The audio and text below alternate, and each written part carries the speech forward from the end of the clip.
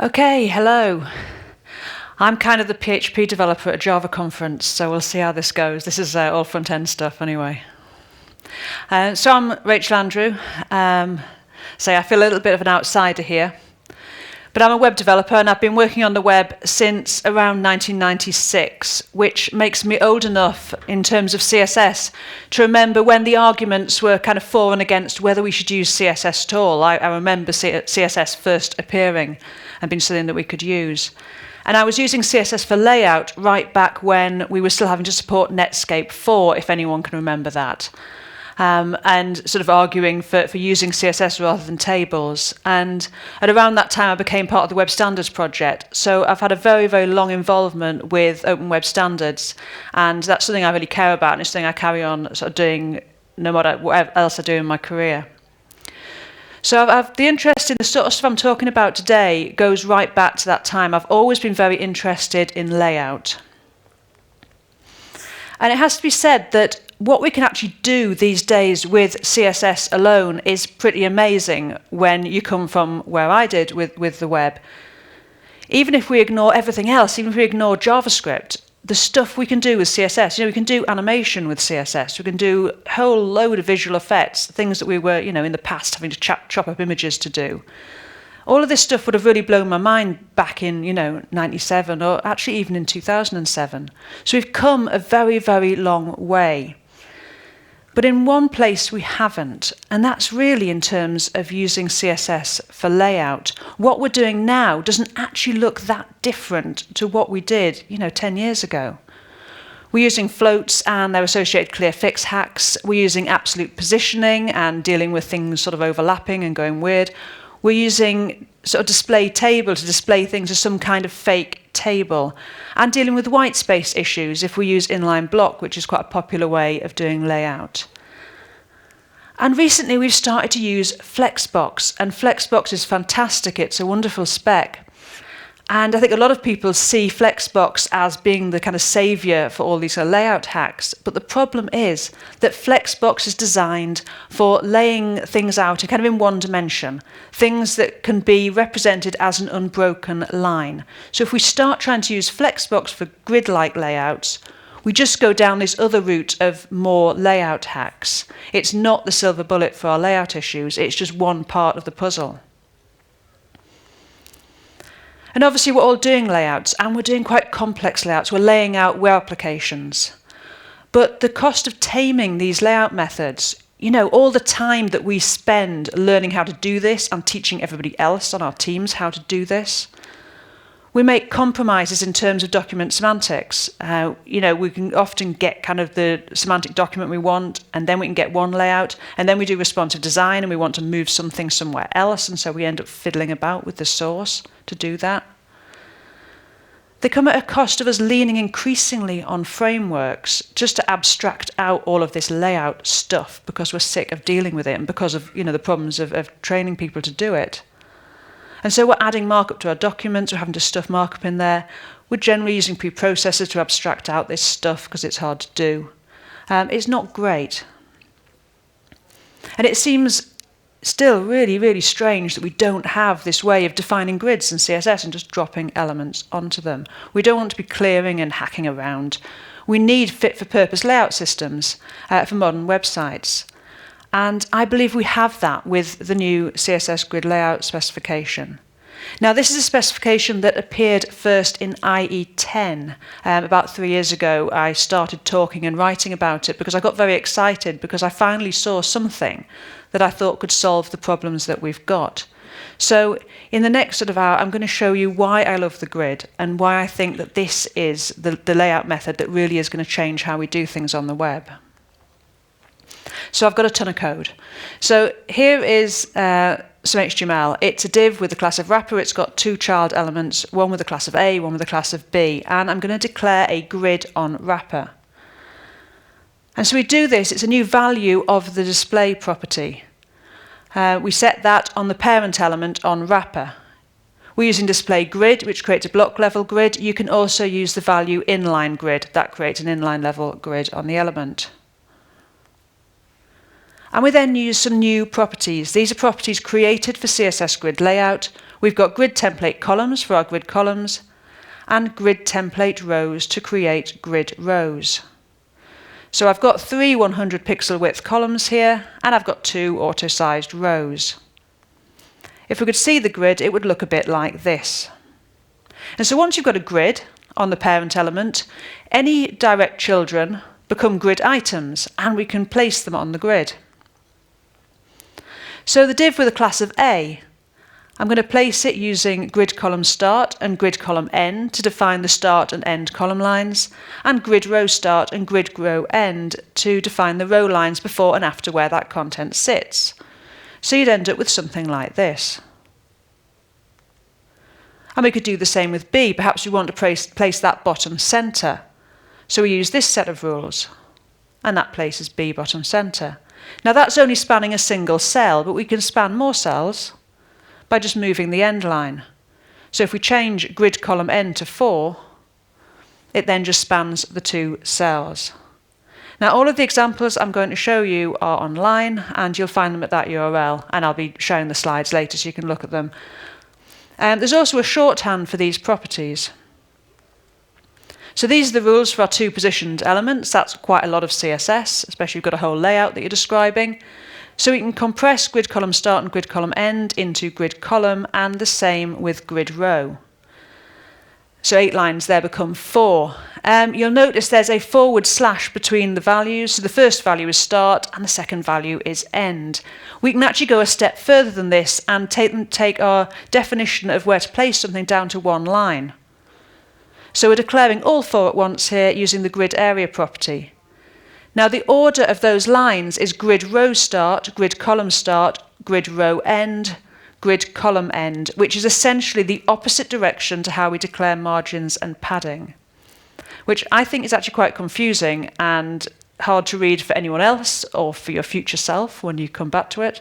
So I've been preferring to use the sort of grid column and grid row properties. But it's kind of cool that we can declare positioning of an element in 1 line of CSS.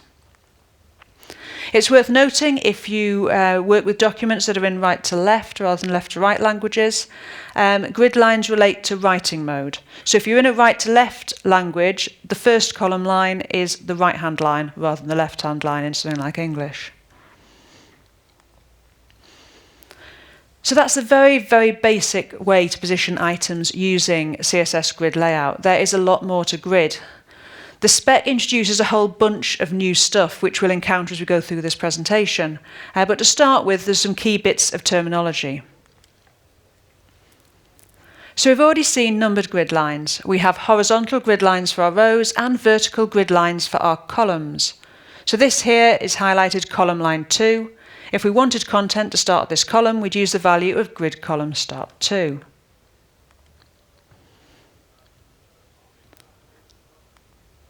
Then we have grid tracks. That's any row or column between 2 row or column lines. So here we've got a grid track which would start at grid row start 2. Then we have grid cells. Now these are conceptually just like a table cell. It's the smallest unit on the grid that we can put some content into. So it's the space between 4 grid lines. And if we join some cells together, we get a grid area. That's any area on the grid bound by 4 grid lines, which can contain many grid cells. So the area is simply defined just by setting your start and end lines for columns and rows. Now, as I mentioned, all of the examples I'm going to be showing you are online. They're actually all hosted on this website, Grid by Example, which is my kind of collection of grid stuff. At the current time, you can use Chrome with experimental web platform features flag on to see the examples working. I'll talk a bit more about where we are with browsers and grid later. Actually, some of my examples only work in Chrome Canary because a bunch of stuff in the spec changed very recently and it hasn't quite made it into Chrome yet. So let's have a look at a sort of more realistic example of a layout. So we're going to start with this line-based placement. You've already seen a little bit of that. And I'm going to create this. It's pretty straightforward layout. I'm sure you all know how you do this with the current examples, the current layout methods used today. So there's the HTML. I've got a parent, it's got a class of wrapper. There are 3 direct children in there. If I just style up the page for typography, it's looking a bit like this. I've got no layout at the moment. So now I'm going to define a layout using grid. So we set up the grid just like I did before. We've got 2 columns and 2 rows. So this will create 3 row lines and 3 column lines. Now there's a different unit here, a unit that we don't use anywhere else in CSS, the FR unit. So this is a new unit for grid, and it's a fraction unit. It represents a fraction of the available space in the grid container. If you know Flexbox and you've wrapped your head around FlexGrow, this works pretty much in the same way. So if I take a really simple grid like this one, I'm defining 3 columns, all with 1 FR as the width. So this creates 3 equal width columns.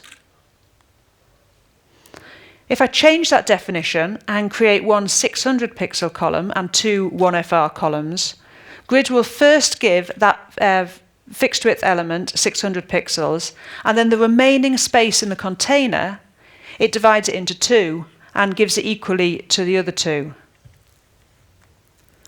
If I change that last column to 3FR, the remaining space is basically divided into 4, and the first one gets 1 FR of space and the other one gets 3. So this, just like with Flexbox, means we can create fully flexible layouts that have some fixed width elements in them. And this is just like the kind of holy grail layout that we used to want to try and do, where we're trying to do 2 fixed sidebars and a stretchy middle bit. And this is something that, kind of goes about every basic example of CSS, particularly in the past, was, how do you make this particular layout? And so that's pretty easy with CSS Grid Layout. It's probably not the layout that we're all trying to build these days, but it's kind of nice after all this time that we can sort of do it. And there it is. So back to the layout that we're looking at. Here I've created 2 columns. We've got 2FR and 4FR. So basically we're dividing the space in the container into 6 and assigning 2 units of space to the sidebar and 4 to the rest of it. And we've also got these properties here, grid column gap and grid row gap, which basically just create gutters between our columns and rows. So if we declare the grid but don't position things on the grid, we get this. This isn't as strange as it looks, because what grid layout does is if you declare a grid and then throw some content at it, it will position things inside the grid cells that you've created. So it'll put one thing into each cell, which is what's happening here. Now that can be quite useful. We'll look at that in a minute. But at the moment, we'd like to position the items. So we've got a header. It's got a class of main header. It spans across the grid from column line 1 to column line 3. It starts at row line 1 and goes into that first auto-sized row.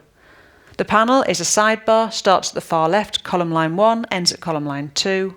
And it starts at grid row 2, which is the second of our auto-sized rows. And the content area just sits next to the panel, which gives us this. The panel here has got a full height grey background, and that's because both the panel and the main content area, they're in the same row. So they know that they need to be the same height as each other. If we were doing a floated layout, for example, that background colour would sit up behind the content, because when you float things, each item doesn't really have any relationship to each other. Now this is a key thing with our new layout methods, with Flexbox as well as Grid. Items that we put into those containers understand themselves as part of an overall layout. And it's this that makes them kind of so cool to use and makes such a difference from our sort of old-fashioned ways of doing layout. So if we overlay the grid, you can see that there. The fat lines are our row and column gaps, so they act basically just like a fat grid line. So when we start our content after row line 2, it will start after the end of the gap. And you can see the full layout here. So perhaps I want to put a footer onto the layout. Now to do that, I just add a footer to my markup. I've given it a class there of main footer. And I then position it right across the layout from column line 1 to column line 3. And I'm putting it between row lines 3 and 4. And then we get that. We don't need to clear it because it's in its own row. So unlike with floats, we just say we want it to go into this row and it'll go there. And unlike position things, there's no chance of it overlapping or jumping up over the content because it's always going to stay in its own row on the grid, which you can have a look at here. Now that row between lines 3 and 4 doesn't actually exist in the explicit grid that I defined when I set up my grid. And that's because grid will essentially create implicit grid lines to hold items that are positioned outside of your declared grid. So you can keep on adding columns or rows as needed. They'll be auto-sized by default, so they'll expand to fit the content.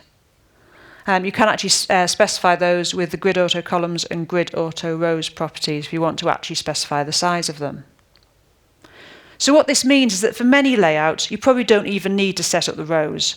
You're just going to be quite happy if grid just adds rows and things can just go into them. Now, anyone who's actually as old as me and did table-based layout when they started doing web stuff might sort of be thinking, well, this is a bit like using tables. And I think conceptually, if you come from the past and you did build things using tables for layout, then you probably, that's quite a good way to think about things. And I think it's how I sort of think about this stuff in my own head as I'm working it out. But unlike tables for layout, grid doesn't rely on source order. If you're using tables for layout, you have to kind of break things up into the table cells. Grid doesn't rely on that source order. And because grids are entirely described in CSS, it means that we can take advantage of media queries and we can move things around on the grid at different breakpoints. We can also introduce grids at different breakpoints, so we can start with no grid or start with one grid and then break things out into two. And we can do that at any breakpoint. So we'll have a look at how we might make our layout, our simple layout, into a simply sort of responsive layout. So I'm starting mobile first, and here I'm declaring essentially a one-column grid. And I'm using grid layout just to rearrange things on the grid. So I end up with something like this for my narrow layouts. And you'll find this being built up there. So I then redefine the grid within some media queries. And I'm positioning my elements. And basically we're just going back to that two-column layout with the header and footer that we had before. So grid makes it really easy to move things around based on media queries. And grid, because it takes things away from this kind of concern about source order, you can start with a good semantic document and you can then move things around for your different layouts. If, for instance, you've got some adverts that you don't want to appear right at the top on mobile, you can then move them out the way and then put them into the sidebar or whatever. When you're at a desktop layout, it makes it very easy to let that user experience dictate where things are, as opposed to having to worry about where they are in the source and whether you're going to be able to make that work. So we've looked at numbers, positioning things using numbers, but we can also name our lines. So I'm going to stay with the same layout, with the same underlying HTML markup, and we're going to have a look at naming the lines, and that's at this URL. So this time I define my single column layout and I name the row lines. So the value auto or whatever is actually the grid track. So we're naming the lines before using the square brackets, and in the case of the very last line, after the line. And then you position things exactly the same way as you would with line numbers, except you use the name of the line. So this becomes this. This is obviously easier if you're working in a team, and also with responsive designs, you're not having to wonder, where does the content start? Does it start on line 2 or line 4 as we move around the different breakpoints? If you name the line as the same, then you always know it always starts at content start or whatever. So I think it's a bit of a nicer way than dealing with just numbered lines. You can, of course, mix the two. You can have some named lines and then position something using numbers as well. So that's lines, and that's probably the sort of simplest way of using grid in terms of being able to see how it structurally works. But there's a whole other way of working with grid, and that's using named areas, using the grid template areas property. So I'll show you how we would create our layout using that method. Now we're sticking with the same markup and the same layout that we want to create, but this template areas one is at this URL. So the first thing we need to do is give the areas on our grid a name. And I'm doing that outside of any media queries. And we use the grid area property for this. Now, grid area was what we used for that very short one-line shorthand earlier on.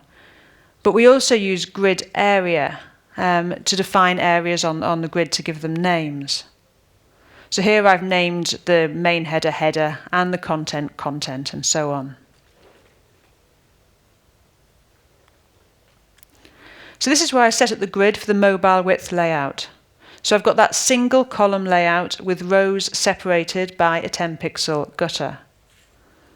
So this time I set up my grid, and instead of positioning all of the items with their own rules away from this, I'm just creating the layout as the value of the grid template areas property.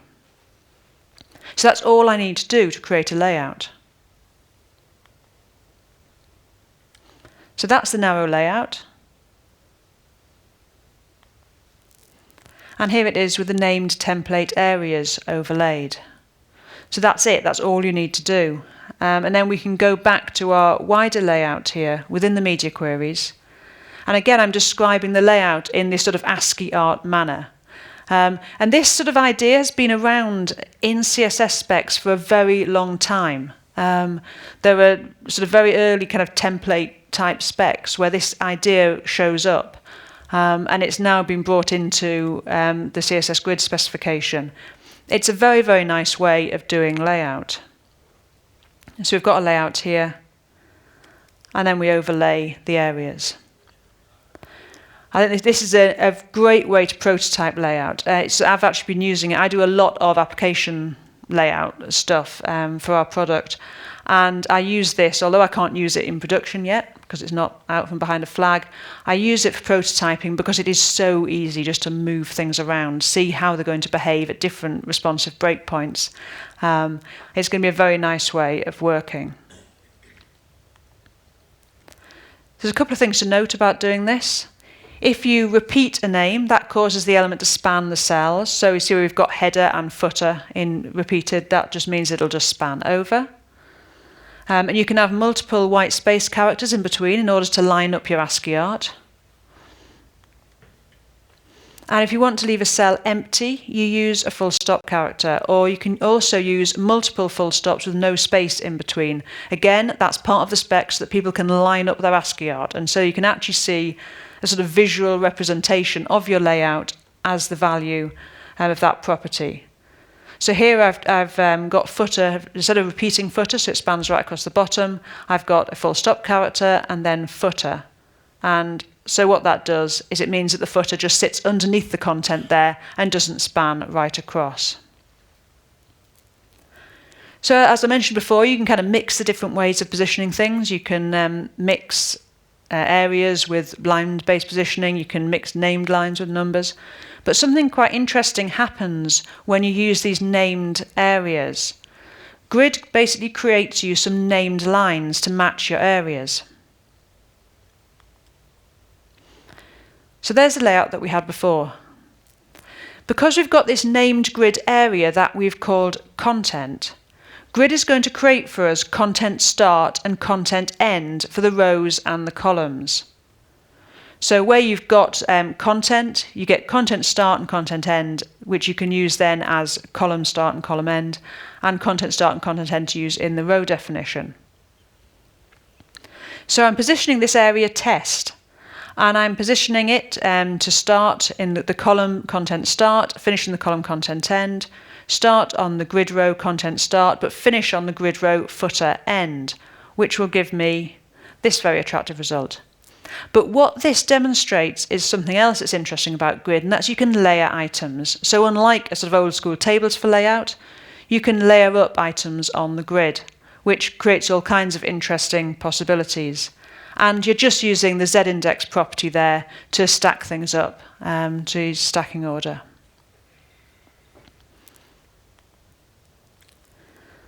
So those are very simple examples of doing layout. They were very simple layouts, and you could achieve those layouts with all kinds of methods.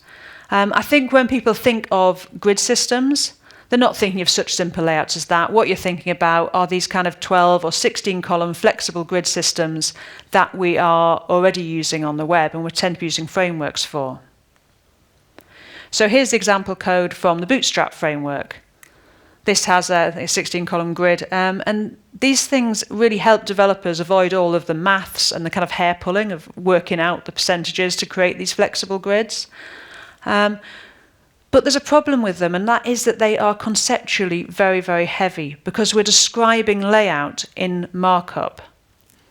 And, you know, whether you're someone who cares about putting presentational classes in markup or not, there's only so far you can go with stuffing a description of your layout into the HTML markup. And of course, sometimes you can't even get at the HTML markup. You know, if you're working with a system where you just can't change the markup, it's coming out of something, coming out of a CMS or whatever, you can't touch it, then it's very difficult to use a lot of these frameworks because they do rely on putting a representation of layout into the markup. So the nice thing with Grid is that, of course, you're not defining layout in markup. You don't need to do that. It gives us the ability to flexibly redefine the grids at any time. If some new device comes out, that means you want to stick a different breakpoint in there. You don't have to go back to your documents and put code into the markup. You can just do that in the CSS. And also, when we're looking at replacing something like Bootstrap or another grid system with CSS Grid Layout, we need to think in a different way. And as I've been collecting examples of grid, I'm getting a lot of people sending me stuff and saying, oh, I don't think you can do this with grid layout. And what they've done is tried to translate these kind of conceptually heavy, you know, markup-based grid systems with grid layout, and it kind of doesn't work like that. We've got to think in a different way. So let's have a look at that. The typography in my examples comes from a CSS framework called Skeleton. Now that's a fairly lightweight CSS framework. It includes a grid. It does a similar kind of thing to Bootstrap, but it's a little bit lighter weight in itself, so it's a bit easier to see what's going on. However, it's similar to Bootstrap in that you have to add divs, sort of rows around your markup, and then you have to add classes to each element to achieve the grid. Now, before I show you how to reproduce this layout with CSS Grid Layout, there's a couple of new concepts. Once we're creating multiple column grids, the definitions are going to look a bit verbose if we have to specify, 12 or 16 columns. And if they're all the same, we can use this repeat keyword. So the repeat keyword, basically you have repeats and you open your brackets and you say how many times you want to repeat the pattern, and then you have the pattern after a comma. So here we're saying repeat 4 times, a 200 pixel track and then a 100 pixel track. Now we looked at named grid lines earlier, and the example I'm going to show you uses them, but if we're using this repeat keyword and we're creating a repeating pattern, then we're going to end up with multiple lines all with the same name. Now this is really useful because we can use a span keyword to span multiple lines. So here I'm naming some lines as col A and col B. The line before the 200 pixel wide track is col A, and the line before the 100 pixel track is col B. So when I position my content, I started on the second line named col A, so col A2, and then I span 2 lines. So that essentially spans 2 tracks, a 200 pixel one and a 100 pixel one. Or I could position something on the second line named col A, but span 2 lines named col B, which would take me over 3 tracks in total to the next col B line. So let's see how these things then work in a layout. So that's my markup for the skeleton grid. You can see we've got these divs for rows, and then we've got classes which have a number of columns that the column can span. Now that's not as bad as a lot of the grid systems out there, but again, we're describing layout in markup. Now this little example looks like this using the default skeleton grid. So I'm going to try and reproduce this with grid layout. So for the grid version, the first thing I do is I remove all of the row divs because I don't need them. And I also remove these classes that describe the layout because I don't need to do that either. So here I'm just using the classes box1, box2 because this isn't a sort of a real layout. But in reality, they could be semantic class names. They could be content or sidebar, whatever you liked. So we've now removed any description of how the grid works from the markup. And I then create a grid. The declaration here looks a bit more complex because I'm introducing this repeat keyword. And you can see I've named the lines, so we're going to have multiple row and column lines. And we can now place our items on this grid. Now I'm using the named line syntax here. I want box 1 to start on the first line named col and span 4 lines. It goes into the first row, so it starts at the first row line, and it spans 1 row line. That's the default, so I don't need to actually specify the row line. If you just specify a start line, you'll span 1 row. And then we do the same with box 8. We start on column line 7, and we span 3 lines. And we don't need to worry which line on the grid the third line after column line 7 is. We just know we want those 3 tracks. So that's the completed grid layout version under the skeleton version. I say all of this is online to have a look at later. So we can easily replicate these kind of layout systems. It's a different way of doing layout, and we need to think in a slightly different way to build up our layouts, but it's perfectly possible to create this kind of layout with CSS Grid Layout. But it also lets us go a step further than this. Grid layout lets us do something that's actually quite difficult to do with our existing layout systems, and that's to control our grid rows. So we can span rows in exactly the same way that we span columns. So I can set up a couple of the boxes to span 2 and 3 lines. So in this third example, I'm not just putting things into single rows, I'm spanning rows. And you can see here that the height of the box goes to the gutter. It doesn't sit up behind the content as it would if we were sort of trying to play around with floats or something. And that behaviour is very much the same as that of Flexbox. So things stretch. And the whole lot is at that URL.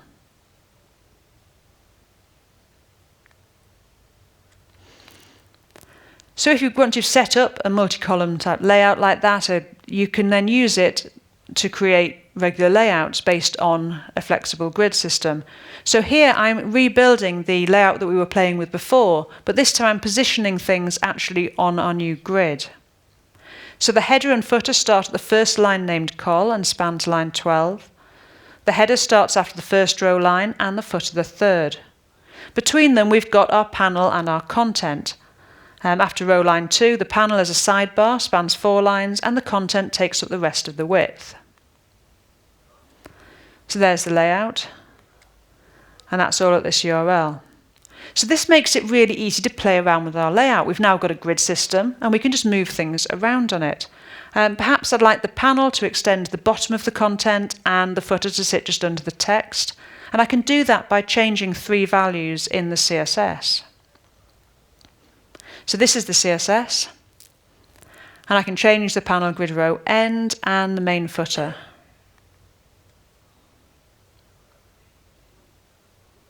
And so we end up with a layout like this.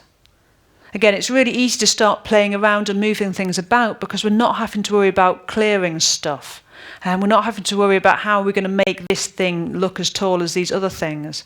That just kind of happens because they all understand their place on the grid. They all understand how they need to relate to other things.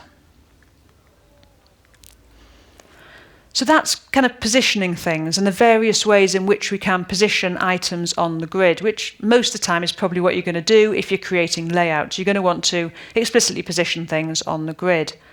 However, there are circumstances where it might be nice to say, here is a grid, here is some stuff, let's just automatically display this stuff on this grid. And the specification has that ability, and the rules around doing this are defined by the grid item placement algorithm. So this algorithm is basically how automatic positions of grid items on the grid are resolved. And understanding sort of how this happens, that's kind of important because if you don't position something, grid is going to position it. And so that's going to be quite baffling. If you don't understand what it's doing and why it's doing that, you're going to wonder why things are appearing in slightly peculiar places. So it's useful to know how this works. But as I say, there's also ways that we could be using it. So back in our original example, we created a grid and we didn't position things on it, so Grid just positioned things for us. So let's have a look at a scenario where this could be useful. I've got an unordered list here. It's got a class of wrapper, and inside are list items.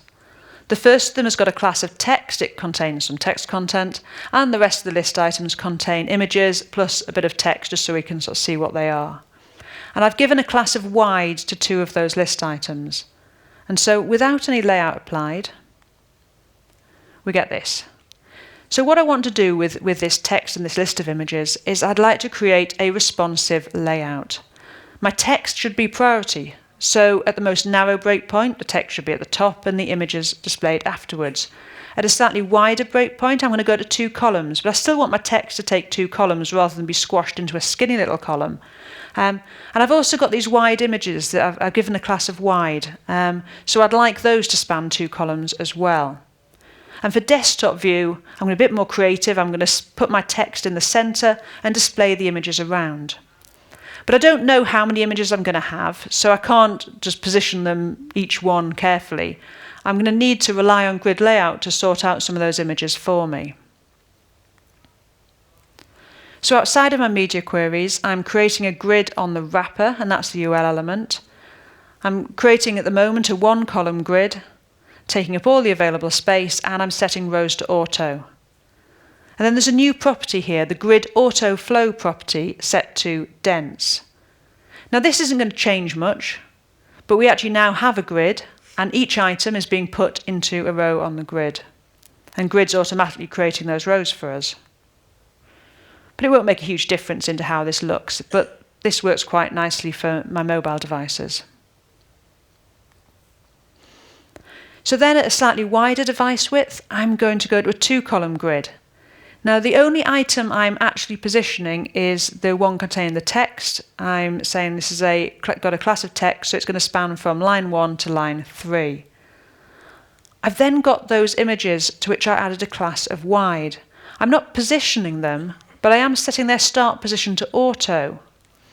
And then I'm saying span 2 lines. So this means they have to span 2 column tracks, which means they're going to have to go onto their own line. So what happens with the auto placement rules is, first, it encounters the thing that I've positioned, so it gives that its position. And then it starts to work through displaying all the other items. And by default, it's going to put each item into a grid cell. When it comes across a wide item, it's going to make it span 2 grid tracks.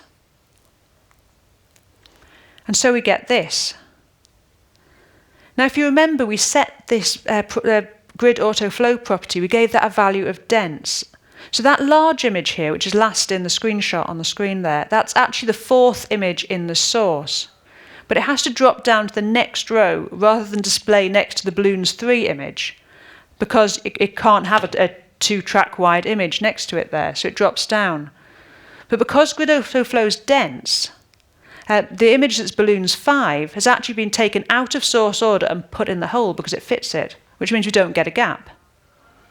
So that's something that Grid Layout will do. It will backfill if you ask it to.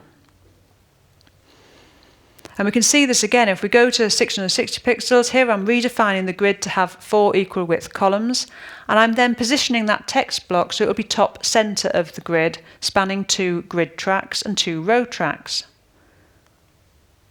which then gives me this. And again, that image balloons 5 has been taken out of DOM order due to the dense packing mode. And you can see the whole thing on this URL. And that's all of the CSS for the layout. So we're able to do quite a lot of stuff without really writing very much CSS. Now if we change the value of grid auto flow to sparse, you can see now we've got that gap left in the grid. So if you use this sparse packing mode, things will stay in DOM order, other than things that you've given a position to. If you give something a position to, Grid will assume that you know what you're doing and it will position it. It will take it out of DOM order if that means it goes out of DOM order. But otherwise, things will be positioned in the order they are in the source, because generally, that's probably what you want. I mean, if you're laying out a definition list using grid layout, you don't want things getting jumbled up because grid's trying to fill holes. So the default is sparse. The default is that grid will move through the DOM and position items as it comes to them, and if it has to leave a gap, it'll leave a gap. But where you're dealing with, say, things like images, an image gallery, you want to have a grid of things, using this dense packing mode can mean you can get a really nice display of things without needing to use, say, JavaScript to shift things around. And you can also set up rules, as we set up our simple rules for wide things. So if you've got certain things that you know need to take up more space, you can give them that without needing to know exactly where they're going to sit in the layout. I think this is great for dynamic content. For instance, if you've got like an image gallery and you've got some landscape images and you've got some portrait images, you might want your landscape images to take up 2 tracks and the portrait ones to take up 2 rows. You can set up those rules and then just let grid display the things. That would work really nicely.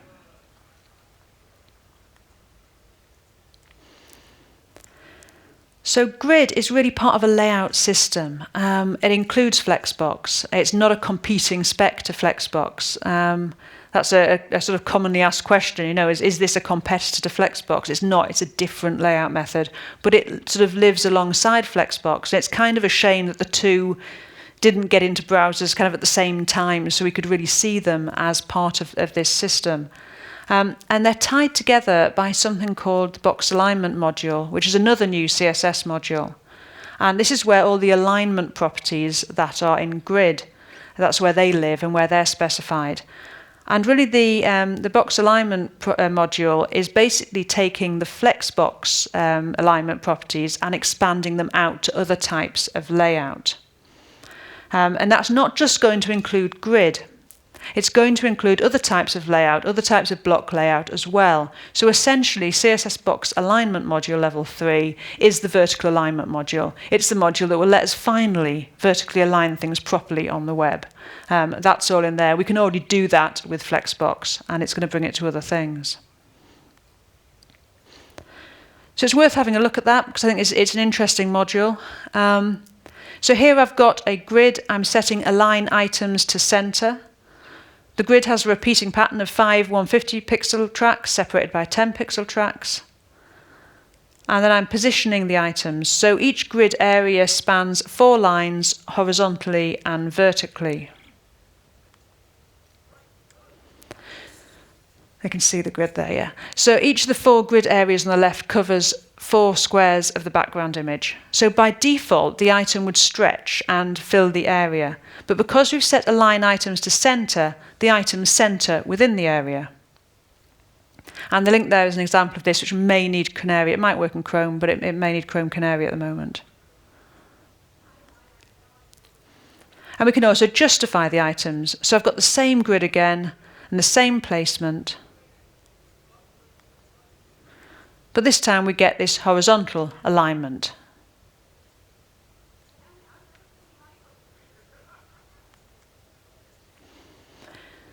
So that would specify, because we're specifying on the parent, we're specifying the alignment for all of the items, but we can also use align self and justify self in both grid and Flexbox, and these target individual items.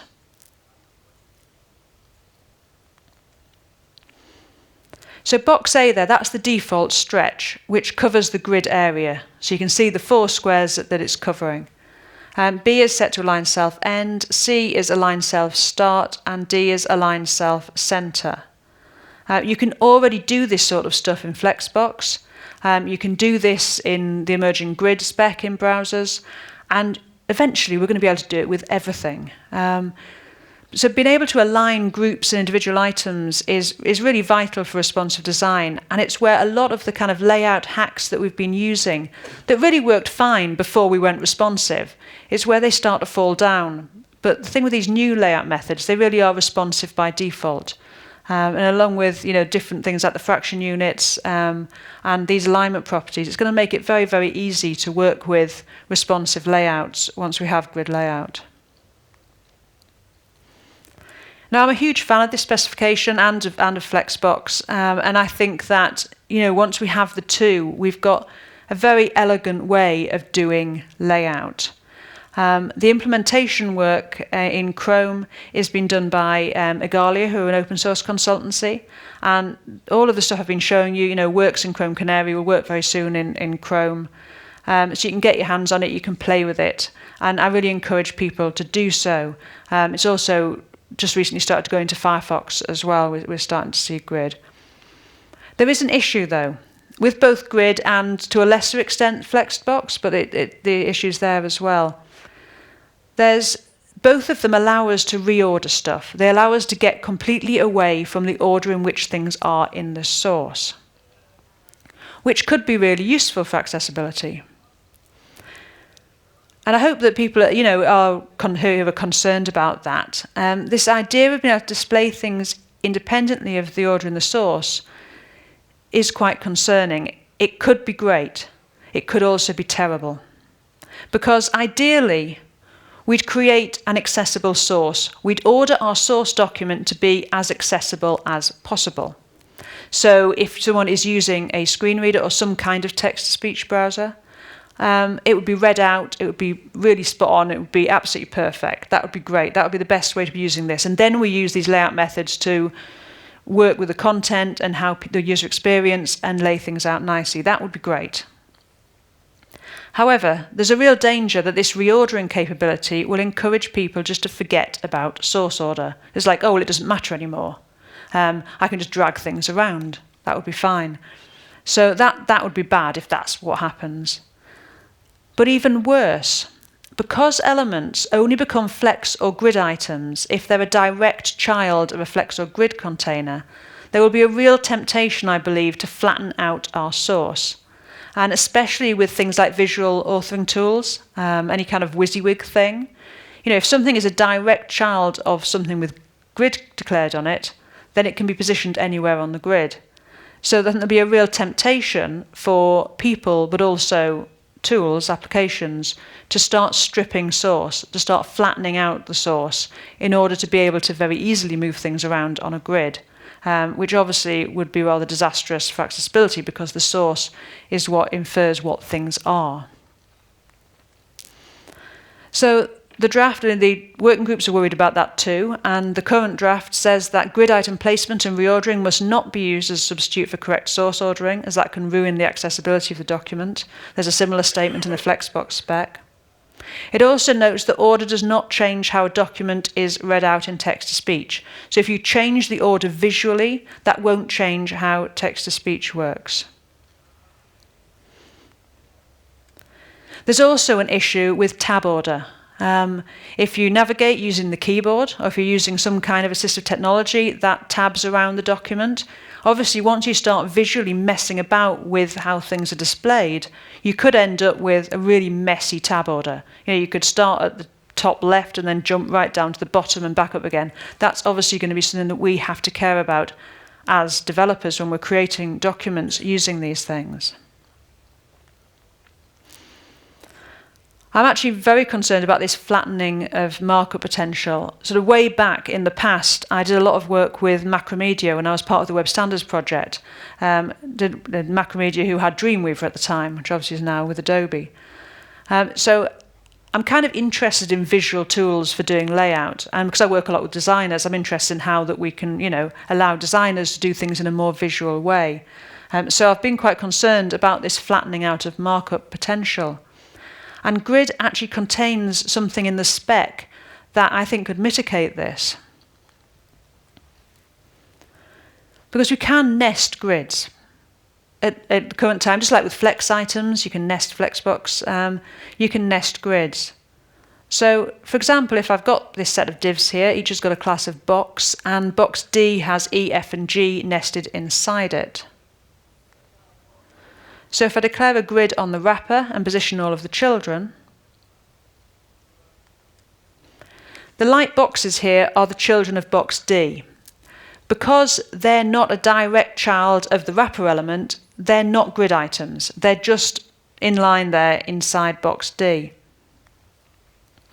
But it's valid to make a grid item a grid itself, so we declare a grid on that item with its own rows and column, and then we can position things.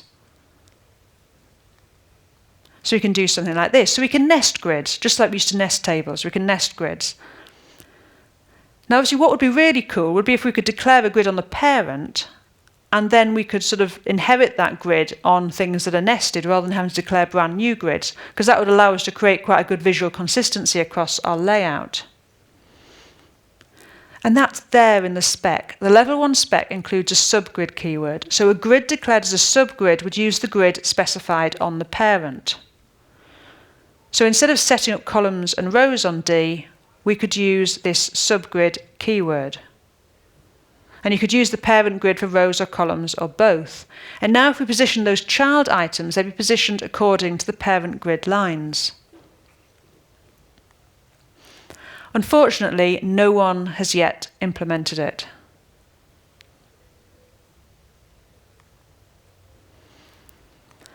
Without an implementation, it's kind of marked as at risk, and it could get removed from the specification if it means that the spec can then kind of move on to be a recommendation.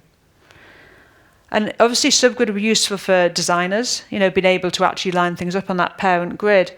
But I think the worst thing is this key accessibility issue, the temptation for developers and for authoring tools to remove markup without it. I really think that subgrid is an important thing, an important part of the spec, and I'm kind of adding it to this presentation and talking about it in the hope that people will also talk about it and put a little bit of pressure on the implementers so we do see it get into browsers and we can have it in grid as it ships. And this is why I'm explaining these problems, because grid is getting to a point where it's going to be a finalized level 1 specification. And it's until things become a finalised sort of recommendation by the working group that we have the best chance, as people who build websites with these things, we have the best chance to actually make a difference to them. If you wait until something is shipped in browsers and then say, this isn't working very well, there is nothing that can be done about it because people are relying on it. It's when things are in this sort of development stage that we can actually make a difference. And people sometimes tell me, the working groups don't listen to ordinary developers. This is the post where grid column and grid row gap properties were added to grid. And this is something that I've been wandering around presenting about for getting on for 3 years. And I was arguing the case for having gutters basically in grid, because I think for a lot of simple layouts we don't want to be specifying gutter tracks, we just want to, like in multicol, say we've got a gap. And eventually the working group decided to write that into the specification, and it's just been implemented in Chrome. So regular developers, and I'm just a regular developer, I'm not a member of the CSS working group, we can actually change these specs as they move through the process if we get in at the right time and offer useful feedback. Anyone can post to the working group mailing lists. So if you see an issue with the sort of stuff you're building, then post it, let them know, because it's really important. So often people complain about CSS specifications at a point at which there's just nothing that can be done. And it's really worth at the moment having a look at grid, because with the Flexbox spec, that spec was developed sort of in this sort of prefixed way with vendor prefixes. So people got their hands on Flexbox at an early stage and started to use it. And this is why we have these kind of competing implementations in browsers of Flexbox. And browsers have got different levels of support and support different bits of it. And it's all a bit of a mess. This hasn't happened with Grid. Grid's been developed behind these flags. So all of the stuff that is working in Chrome works on prefix, but you need to enable the experimental web platform features flag and suddenly it will all work. If you go to any of my examples without that, they won't work at all. WebKit is prefix, but and it only works in WebKit nightlies. As I mentioned before, the implementation in Chrome and also in Opera, because it's in Blink, and in WebKit has been done by an open source consultancy called Igalia, and it's actually been sponsored by Bloomberg. They've paid for the implementation into the browser. Firefox nightlies now have some grid support. It's not quite up to the level of the stuff in Chrome, but it's getting there. A lot of my examples do work. What's in IE 10 is actually an old implementation. This spec came from the Microsoft IE team originally. So they've got an old implementation, which is what they implemented against, and it's now on the Edge backlog as high priority to update their implementation to the new spec. So that's coming too. So all of the browsers are implementing this kind of hidden out of sight. And if you start to look at the implementations, they're very, very good. I mean, the stuff in Chrome is fantastic. It works really well. So when they do ship, it's kind of going to land in modern browsers, pretty much the same everywhere because they're all working to deploy it in the same sort of way. So it's going to be something that we're going to be able to start to use if you've got this sort of browser profile. And I think in mobile particularly, it's going to start being something we can use probably sooner than on desktop, where we tend to get the older browsers hanging around. So it's a really good time to start looking at it because this is going to happen relatively soon. As I mentioned, I've got a bunch of examples here at gridbyexample.com. I keep putting stuff up there. I really enjoy trying to build things that people tell me are impossible to build with Grid, because it gives me a chance to sort of see whether it is possible and also to offer feedback to the working group if I discover something that isn't possible. So if anyone is interested in playing around with this and just wants to chat about it, I am always very interested to hear, and I love seeing other use cases that are sort of from outside of what I might think up. Thank you very much for listening. My slides and some of the resources and bits and bobs are there, and Twitter is generally a very good way of getting hold of me if you want to talk about Grid at all. Thank you very much for listening.